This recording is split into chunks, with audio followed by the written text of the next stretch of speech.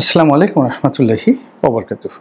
সম্মানিত দর্শক, তথ্য উপদেষ্টা জনাব মাহফুজ আলম, তাকে নিয়ে আসলে হচ্ছেটা কি? প্রথমত, ডক্টর মোহাম্মদ ইউনূস তাকে যেভাবে আমেরিকাতে নিয়ে মাস্টার মাইন্ড হিসেবে পরিচয় করিয়ে দিলেন, এর ফলে ধরে নেওয়া হলো সেই ঘটনার পর থেকে যে এই সরকার, অর্থাৎ অন্তর্বর্তীকালীন সরকার যেভাবে গঠিত হয়েছে, এর পেছনে একটা সুদীর্ঘ পরিকল্পনা ছিল, একটা প্ল্যান ছিল। অনেকগুলো প্ল্যানের মধ্যে আবার সমন্বয় করে একটা মাস্টার প্ল্যান ছিল, এবং যিনি এই মাস্টার প্ল্যানার ছিলেন তিনি মিস্টার মাহফুজ। বয়সে তরুণ, ঢাকা বিশ্ববিদ্যালয়ের আইন বিভাগের ছাত্র, মেধাবী এবং মাদ্রাসা ব্যাকগ্রাউন্ড থেকে এসেছেন এবং মধ্যবিত্ত পরিবার থেকে এসেছেন। ঠিক ওই সময়টিতে তাকে নিয়ে নিদারুণ একটি রহস্য তৈরি হয়। অনেকে তাকে রাজনীতির প্রয়াত সিরাজুল আলম খান হিসেবে, যিনি একসময় ছাত্রলীগের প্রেসিডেন্ট ছিলেন, মুক্তিযুদ্ধের অন্যতম রূপকার ছিলেন এবং ছাত্রলীগের যে নিউক্লিয়াস, সেই নিউক্লিয়াসের প্রধান ব্যক্তিরূপে সিরাজুল আলম খান জীবনের শেষ দিন পর্যন্ত জ্ঞান, বিজ্ঞান, বুদ্ধি এবং রাজনীতির একটা জীবন্ত ডিকশনারি রূপে বাংলাদেশের রাজনীতিতে কখনো প্রকাশ্য এবং কখনো অপ্রকাশ্যে তিনি গুরুত্বপূর্ণ ভূমিকা পালন করেছেন এবং সর্বজন শ্রদ্ধেয় ছিলেন, এবং তার উপাধি ছিল দাদা। তিনি যখন ছাত্রলীগের সভাপতি ছিলেন, যখন জাসদ ছাত্রলীগ করলেন, জাসদ করলেন, তারপর একেবারে মৃত্যুর পূর্বক্ষণ পর্যন্ত তার যে সম্মান ছিল, সেই সম্মানের জায়গাটি বিপ্লব পরবর্তী সময় ডক্টর মোহাম্মদ ইউনূসের মুখে যখন আমরা মাহফুজ সম্পর্কে শুনলাম, আমরা তার মধ্যে সেটি খোঁজার চেষ্টা করেছি এবং সবাই তাকে নিয়ে মেতে উঠল। তার বাড়ি কোথায়, পড়াশোনা কি কি করেন, পক্ষে এবং বিপক্ষে নানা রকম কথাবার্তা বলা শুরু হতে থাকলো, এবং আমরা তার যে কর্মকাণ্ড, যেটি মূলত আসলে লুকায়িত ছিল, তিনি অন্য সবার মতো, হাসনাতের মতো, সাজদিদের মতো সম্মুখ সারির ছিলেন না, পাশে ছিলেন। কিন্তু এখন আমরা তার ছবি দেখতে পাই, কিন্তু জুলাই আগস্ট বিপ্লবের 5-6 তারিখ পর্যন্ত আলাদাভাবে আমজনতা মাহফুজ নামে কাউকে মেনশন করতে পারেনি। তো সেই মাহফুজ একেবারে সরাসরি উপদেষ্টা মণ্ডলীতে ঢুকে গেলেন, সেই মাহফুজ মাস্টার মাইন্ড হয়ে গেলেন। পরবর্তীতে তথ্য মন্ত্রণালয়ের দায়িত্ব নিলেন। সব মিলিয়ে তার যে উত্থান, সেই উত্থানটি অনেকটা রাজপুত্রের মতো। তা আমরা তাকে নিয়ে নানা রকম যারা প্রতিপক্ষ বলার চেষ্টা করলো, সে হিজবুত তাহরির লোক, কেউ বললো জামাতের লোক, কেউ বললো আরও অনেক কিছু। কিন্তু সব কিছুর মধ্যে যেটি ফুটে উঠল সেটি হলো তিনি মেধাবী, তিনি সংযত, অন্য সবার মতো দুর্নীতিবাজ নন। এতদিন পর্যন্ত আমরা তাকে যেভাবে দেখে এসেছি, এবং তার একটা ভিশন আছে, তার সঙ্গে সঙ্গে অকপটে সত্য কথা বলার মতো একটা দুর্দান্ত তার সাহস রয়েছে। তো সেই দিক যদি আপনি বিবেচনা করেন, তাহলে জনাব মাহফুজ আলম তার যে সাম্প্রতিক কিছু কথাবার্তা, কর্মকাণ্ড সব দেখে মনে হচ্ছে যে ক্ষমতার কেন্দ্রে বা নিউক্লিয়াসে মারাত্মক কিছু একটা ঘটেছে। এখানে যে ইলেকট্রন আছে, যে নিউট্রন আছে, যে ঘোরাফেরা হয় ঋণাত্মক ধনাত্মক, সেই জায়গা থেকে সম্ভবত মিস্টার মাহফুজ নিজেকে গুটিয়ে নিয়েছেন, নিজেকে দূরে সরিয়ে নিয়েছেন, অথবা তাকে দূরে সরিয়ে দেওয়া হয়েছে। ঘটনা যাই হোক না কেন, অবস্থার দৃষ্টি মনে হচ্ছে যে তিনি এখন সরকারের চক্ষুশূল হয়ে পড়েছেন এবং জামাতের, যাকে বলা হয়, শ্রেণীর শত্রু হয়ে পড়েছেন। আমরা যারা ইতিপূর্বে তাকে জামাতের ক্যাডার মনে করতাম, এখন স্পষ্টতই তার কথাবার্তায় মনে হচ্ছে যে তিনি জামাতের সঙ্গে কখনো সম্পৃক্ত ছিলেন না। তাহলে জামাতের সঙ্গে যদি সম্পৃক্ত না হন, তাহলে তার যে মরমী ইসলামী বক্তৃতা বা বিবৃতি বা ইসলাম নিয়ে তিনি যে সকল কথাবার্তা বলেন, সেটার মধ্যে কি আহলে সুন্নাত ওয়াল জামাতের কোনো সংযোগ রয়েছে? বা সেটার সঙ্গে আমাদের দেশের যে ফকির লালন শাহ থেকে শুরু করে অন্য যারা সেই সুফিবাদ ইসলাম প্রচার করে আসছেন, তাদের সঙ্গে কি মাহফুজের সম্পর্ক রয়েছে? নাকি পৃথিবীর যে সকল উগ্র সংগঠনগুলো বাংলাদেশে তাদের শাখা বিস্তার করেছে বলে আওয়ামী লীগ জমানাতে ব্যাপক প্রচার পেয়েছিল, এরকম কোনো সংগঠনের কর্তা ব্যক্তি বা একাধিক সংগঠনের প্রাণপুরুষ হিসেবে তিনি এই বিপ্লবের মাস্টারমাইন্ড হয়েছেন কিনা এটা আমি এখন পর্যন্ত বলতে পারছি না। আপনারা পারছেন কিনা আমি বলতে পারবো না। সে সম্পর্কে আমার ছোট ভাই, মানে আমি যেহেতু লয়ার ছাত্র, আমার ডিপার্টমেন্টের ছোট ভাই, একেবারে ছোট, মানে আমার ছেলের বয়সী, তো তার সম্পর্কে আমি কোনো নেতিবাচক কথা বলতে পারবো না, আমি শুধুমাত্র ব্যাখ্যা বিবৃতি দিচ্ছি। কিন্তু এখানে একটা বিষয় খুব স্পষ্ট, সেটি হলো যেহেতু ডক্টর মোহাম্মদ ইউনূস তাকে একবার মাস্টার মাইন্ড বলে ফেলেছেন, যেহেতু তাকে কেন্দ্র করে যাকে বলা হয় একটা কিছু হচ্ছে এই বাংলায় বা হয়েছে, তো সেখানে রাতারাতি তার পিছু টান বা তাকে মাইনাস করা মানে সরকারের জন্য এটা একটা বিরাট সমস্যার সৃষ্টি করবে। 2 নম্বর হলো যে তাকে জামাত মনে করার কারণে যে ধরনের একটা রসায়ন তৈরি হয়েছিল, এখন তিনি জামাত নন, এটা যদি সত্য হয় তাহলে জামাতের জন্য ভয়ঙ্কর দুঃসংবাদ রয়েছে, ভীষণ রকম ভয়ঙ্কর দুঃসংবাদ রয়েছে। এখন যে সকল অভিযোগ করা হয় মাহফুজের বিরুদ্ধে, তার প্রতিপক্ষ যে তিনি হিজবুত তাহরির নেতা, যদি তাই হয়ে থাকে তাহলে হিজবুত তাহরির যে বিস্তৃতি বাংলাদেশে, এটি জামাতের চাইতে গুপ্ত, জামাতের চাইতে ভয়ঙ্কর। এবং জামাত যদি মানে ডালে ডালে চলে তাহলে হিজবুত তাহরির পাতায় পাতায় চলাফেরা করছে। জামাত সাধারণত নিম্নবিত্ত পরিবার থেকে যারা উঠে আসেন তাদেরকে টার্গেট করে, সাদিক কায়েম থেকে অন্যান্য যারা আছেন এরা সবাই দরিদ্র নয়, কিন্তু নিম্নবিত্ত পরিবার, এমনকি মধ্যবিত্ত পরিবার নয়।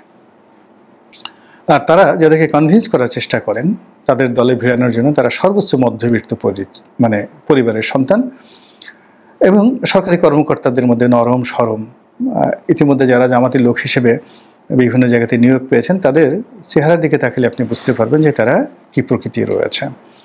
তো এই যে নরম সরম জামাত, সেই নরম সরম জামাতের প্রতিকূলে হিজবুত তাহরির যে রিক্রুটমেন্ট, সেই রিক্রুটমেন্টটা হলো এলিট শ্রেণীর। তারা ধনীদের সন্তানদেরকে টার্গেট করে, বড় বড় আমলা কামলা প্রভাবশালী লোকজন, এদের পরিবারের সঙ্গে তারা সম্পর্ক স্থাপন করার চেষ্টা করে এবং মোরাললেস যারা বাংলাদেশের কর্তৃত্ববাদী শাসন ব্যবস্থায় আগামী দিনে দেশকে নেতৃত্ব দেবেন এবং ইসলাম মাইন্ডেড, তাদের সবার কাছেই হিজবুত তাহরির লোকজন কিন্তু পৌঁছে গেছে। এবং সেই পৌঁছানোর জায়গাতে যদি মিস্টার মাহফুজ প্রধান ব্যক্তি হন, গুরুত্বপূর্ণ ব্যক্তি হন, আমি যতটুকু হিজবুত তাহরির সম্পর্কে জেনেছি তারা তাদের ইমামের নাম প্রকাশ করে না, প্রধান ব্যক্তির নাম প্রকাশ করে না। কাজে বাংলাদেশে তাদের যে ইমাম রয়েছে তিনি নিঃসন্দেহে মাহফুজ নন, মাহফুজ হয়তো একজন কর্মী হতে পারেন। তাহলে জামাতের খবর আছে, এতে কোনো সন্দেহ নেই। এমনকি ডক্টর মোহাম্মদ ইউনূসেরও খবর আছে। মূল কারণ হলো ডক্টর মোহাম্মদ ইউনূস সরকারের কতগুলো ভাইব ছিল, ধীরে ধীরে সেই ভাইবগুলো কমে যাচ্ছে। 1 নম্বর ভাইব ছিল তিনি অজেয়, মানে তাকে পরাজিত করা যাবে না, তাকে জয় করা যাবে না। 2 নম্বর ভাইব হলো তিনি সারা দুনিয়াতে ওয়েল কানেক্টেড, সেটা কাতারের রাজদরবার, দুবাইয়ের রাজদরবার, সৌদি আরবের রাজপরিবার, তারপর পাকিস্তানের সকল elite family, America, England, Canada, ফ্রান্সের যত লোকজন আছে, যত কর্তা ব্যক্তি রয়েছে, এই সকলের সঙ্গে ওনার 1-2 সম্পর্ক। তিনি টেলিফোন উঠাবেন, বলবেন হাই দোস্ত, hi friend, how are you, come on Bangladesh, এরকম আমাদের একটা বিশ্বাস ছিল। তো সেই ক্ষেত্রে আমরা তার ব্যক্তিগত সম্পর্ক বলতে 2টো সম্পর্ক দেখেছি। একটা হলো মালয়েশিয়ার প্রধানমন্ত্রী মাহাথির মোহাম্মদের যে অপোনেন্ট যিনি ছিলেন আনোয়ার ইব্রাহিম, এবং আনোয়ার ইব্রাহিমের সঙ্গে তার সখ্যতার কারণে আনোয়ার ইব্রাহিম বাংলাদেশে একবার এসেছেন, তিনি একবার মালয়েশিয়াতে গেছেন, আর এটা তার জন্য হিতে বিপরীত হয়ে গেছে। এর কারণ হলো ডাক্তার মাহাথির মোহাম্মদ এবং তার যারা লোকজন তারা শেখ হাসিনার পক্ষে চলে গেছে। যে Mahathir Mohamad globally doctor Mohammad ইউনূসকে প্রমোট করতেন, এখন তিনি ডক্টর মোহাম্মদ ইউনূসের বিরুদ্ধে বলছেন এবং শেখ হাসিনার পক্ষে প্রমোট করছেন। এগুলো আর একটা। দ্বিতীয় যে বিষয়টি সেটি হলো পূর্ব তিমুর, একটি খ্রিস্টান রাষ্ট্র, ইন্দোনেশিয়ার একটি অঞ্চলকে ভেঙে পশ্চিমারা এই রাষ্ট্র করেছিল এবং সেখানে গুসমাও নামক এক ব্যক্তি তাকে সেখানে অনেকটা হামিদ কারজাইয়ের মতো বসিয়ে সেই পূর্ব তিমুরের প্রেসিডেন্ট বানানো হয়েছে, এবং প্রেসিডেন্ট বানানোর আগে তাকে নোবেল পুরস্কার দেওয়া হয়েছে ডক্টর মোহাম্মদ ইউনূসের মতো। ডক্টর মোহাম্মদ ইউনূসের সঙ্গে তার ভালো সম্পর্ক, এবং সেই পূর্ব তিমুরের প্রেসিডেন্ট তিনিও বাংলাদেশে এসে সফর করেছেন। এটাও ডক্টর মোহাম্মদ ইউনূসের জন্য বুমেরাং হয়ে গেছে। সবাই বলার চেষ্টা করেছে যে বাংলাদেশকে পূর্ব তিমুর বানাতে চাচ্ছ, তারপরে পশ্চিমারা বাংলাদেশে একটা খ্রিস্টান রাষ্ট্র প্রতিষ্ঠা করতে চাচ্ছে, ইত্যাদি ইত্যাদি নানা রকম সত্য মিথ্যা মিলিয়ে কথাবার্তা। তো এই জায়গাগুলোতে লড়াই করার জন্য ডক্টর মোহাম্মদ ইউনূসের একমাত্র ভরসা ছিল জামাত। কিন্তু জামাতের ঠিক সেই রকম গালাগালি করা ছাড়া, ইন্টেলেকচুয়াল লেভেলে মানুষকে ইমপ্রেস করার মতো জামাতের কোনো ন্যারেটিভ তৈরি করার মতো মেধা একজনেরও নেই। মানে তারা যে কাজ করতে পারে, আপনি কথাবার্তা বলবেন, সেই কথাবার্তার এগেনস্টে তারা গালাগাল করতে পারবে, তারা প্রচার করতে পারবে, হতোদ্যম করতে পারবে, কিন্তু নিজেরা যে মওদুদিবাদ, জামাতিবাদ, ওহাবিবাদ, এমনকি বাংলাদেশে জামাত রাষ্ট্র ক্ষমতায় আসলে খুব ভালো করবে বা 1971 সনের বিষয়টি চমৎকারভাবে ফুটিয়ে তুলবে নিউট্রালি, যে এতকাল পরে মানুষ মনে করবে যে না, জামাত রাইট ট্র্যাকে আছে, এইরকম একটা ন্যারেটিভ এখন পর্যন্ত জামাত তৈরি করতে পারেনি। বরং তারা দেশের বাড়ি পিনাকির মতো মানুষ, কনক সরের মতো মানুষ, আরেকজন আছে ইলিয়াস, তো তাদের মতো মানুষের সঙ্গে তার সখ্যতার কারণে যারা ভদ্রলোক রয়েছেন এই সমাজে, ন্যূনতম যারা ভদ্রলোক রয়েছেন, তারা জামাত থেকে অনেক 133 গজ দূরে থাকেন। এই একটা গ্রুপ। 2 নম্বর হলো যে এই যে যারা গালাগালি করেন তাদেরকে বট বাহিনী বলা হয়, আর যারা এরকম দেশের বাইরে থেকে ইউটিউবে জামাতের পক্ষে কথা বলেন এবং জামাতের প্রতিপক্ষকে গালাগাল করেন, তাদের ফলে জামাতের যে একটা সুন্নতি লেবাস রয়েছে, একটা ভদ্রচিত ভাব রয়েছে, একটা ইমেজ রয়েছে, পুরো ইমেজটি রীতিমতো একটা নেতিবাচক অবস্থায় পড়ে গেছে। এর বাইরে যেটি জামাতের ছিল সেটি হলো ডক্টর মোহাম্মদ ইউনূসের সাথে সখ্যতা, এবং পুরো এনসিপি জামাতের বি টিম, এরকম একটা ন্যারেটিভ তাদের মধ্যে, আমাদের যারা জনগণ তাদের মধ্যে ছিল। এই পুরো জিনিসটি এখন বুমেরাং হয়ে গেছে মাহফুজের কারণে। তো সেই অবস্থাতে দুটো ভূমিধস বিজয় এবং আরও 2টো বিজয় তাদের জন্য অপেক্ষা করছে। সেটি হলো ডাকসুতে তাদের বিজয় এবং জাহাঙ্গীরনগরে তাদের বিজয়, আর আগামীতে চিটং বিশ্ববিদ্যালয় এবং রাজশাহী বিশ্ববিদ্যালয়ে তাদের বিজয়। তো ধরুন আপনি খুব অসুস্থ, পেট খারাপ, মানে কোনো অবস্থাতে পানি খেতে পারছেন না, তখন জোর করে আপনার পেটের মধ্যে অনেকগুলো পোলাও, কুরমা, বিরিয়ানি, কালিয়া কোপ্তা, জর্দা, ফিরনি, এগুলো সব ঢুকিয়ে দেওয়া হলো, আপনি মরে যাবেন। এখন জামাতের যে অবস্থা, সেই অবস্থার মধ্যে তাদের সঙ্গে বিএনপির মারাত্মক শত্রুতা, টেকনাফ থেকে তেতুলা পর্যন্ত যে কোনো সময় রক্তক্ষয়ী সংঘাত হতে পারে। তাদের 71-এর প্রসঙ্গ আবার নতুন করে সামনে আসছে। সরকারের সঙ্গে তাদের দূরত্ব তৈরি হয়েছে, এনসিপির সঙ্গে তাদের দূরত্ব তৈরি হয়েছে, যা কিনা জামাতকে রীতিমতো বিপদের মধ্যে ফেলে দিয়েছে। আর সেই বিপদের মধ্যে এই যে 4টি বিজয়, এটি মানে একজন অসুস্থ মানুষ, তাকে যেভাবে পোলাও কুরমা দিলে যা অবস্থা, এই বিজয়গুলো তাদের জন্য বোঝা হয়ে দেখা দিয়েছে এবং আগামীতে সেটা বোঝা হয়ে আরও দেখা দেবে। আর ঠিক সেই সময়টাতে মাহফুজের মতো মানুষ, যিনি কিনা এনসিপির মধ্যে, সরকারের মধ্যে ইতিমধ্যেই তার যে কর্তৃত্ব, এটা তিনি প্রমাণ করেছেন। লক্ষ্য করবেন, গত 1টি বছরে যখন তিনি ডক্টর মোহাম্মদ ইউনূসের পাশে বসেছেন, মনে হয়েছে ডক্টর ইউনূস তাকে পাত্তা দিতে চাচ্ছেন। It is personality. তিনি যখন আসিফ নজরুলের সঙ্গে দাঁড়াচ্ছেন, আসিফ নজরুল অবনত হয়ে তার সঙ্গে হ্যান্ডশেক করছেন, তাকে প্রিভিলেজ দিচ্ছেন। তিনি যখন নাহিদ এনসিপি নেতা, জামাত নেতা, মানে তিনি যেখানে থাকছেন, এমনকি প্রবল প্রতাপশালী যে আমাদের প্রেস সচিব রয়েছেন, প্রেস সচিব এবং মাহফুজ যখন পাশাপাশি বসছেন, তখন স্পষ্টতই মাহফুজের যে ব্যক্তিত্ব প্রেস সচিব অতিক্রম করতে পারছেন না। রেজওয়ানের কথা বলেন, আদিলুর রহমান শুভ্র মানে ঢাকা বিশ্ববিদ্যালয় আইন বিভাগে যে কজন আছেন তাদের মধ্যে সবচেয়ে সিনিয়র, মানে এখানে আসিফ নজরুল সাহেবের চেয়ে সিনিয়র, রেজওয়ানের চেয়ে সিনিয়র। তো সেই আদিলুর রহমান শুভ্র, এবং তিনি ব্যক্তিত্ববান এবং অনেকের সাথে মেজাজ গরম দেখান, তিনিও যখন তারই একেবারে সন্তানের বয়সী মাহফুজ, তার ডিপার্টমেন্টের ছোট ভাই, ল ডিপার্টমেন্টের ছোট ভাই, মানে এখানে 4জন কিন্তু ঢাকা বিশ্ববিদ্যালয় ল ডিপার্টমেন্টে রয়েছে।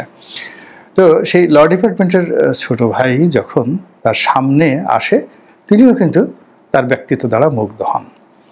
তো এই মাস্টার মাইন্ড, তার সঙ্গে সরকারের যে কোনো দূরত্ব বা সরকারের সঙ্গে তার যে দূরত্ব, এটি বর্তমান যে একটা ক্ষণভঙ্গুর অস্থির যে একটা সময় যাচ্ছে, সেই সময়ের প্রেক্ষাপটে নতুন করে এটি সমস্যা দেখা দিবে।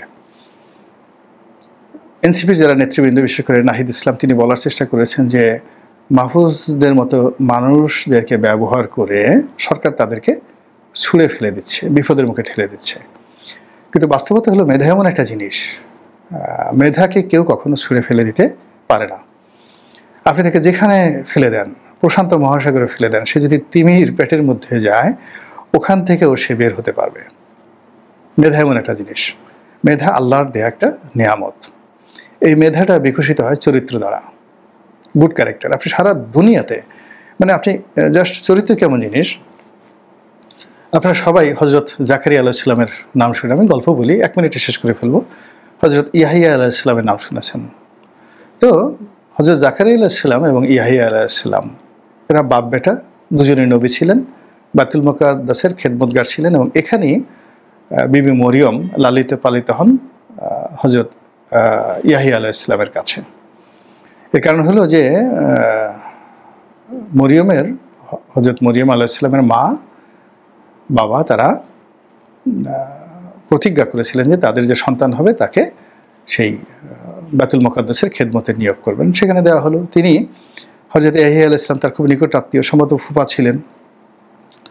তো তাদের তত্ত্বাবধানে বড় হতে থাকলেন, যৌবনবতী হতে থাকলেন, এবং পরবর্তীতে দেখা গেল যে সেখানে এই বয়োবৃদ্ধ হযরত ইয়াহিয়া আলাইহিস সালামের চরিত্র নিয়ে বনী ইসরায়েলরা কুৎসা রটনা করলো যে তিনি তার যে আশ্রিতা, তার আত্মীয় মরিয়ম যে বাইতুল মুকাদ্দাসে খেদমত করছে, তার সঙ্গে তার অবৈধ প্রণয় রয়েছে। এবং এই কাজ করার জন্য তারা কি করলো, তাকে আক্রমণ শুরু করলো, এবং তিনি নবী প্রাণ ভয়ে পালানো শুরু করলেন। এবং পালাতে গিয়ে একটা সময় তিনি আর পথ পেলেন না। তখন একটি গাছের কাছে তিনি বললেন যে আমাকে আশ্রয় দাও। গাছ উন্মুক্ত করে দিল তার বক্ষ, এবং তিনি তার মধ্যে ঢুকে গেলেন।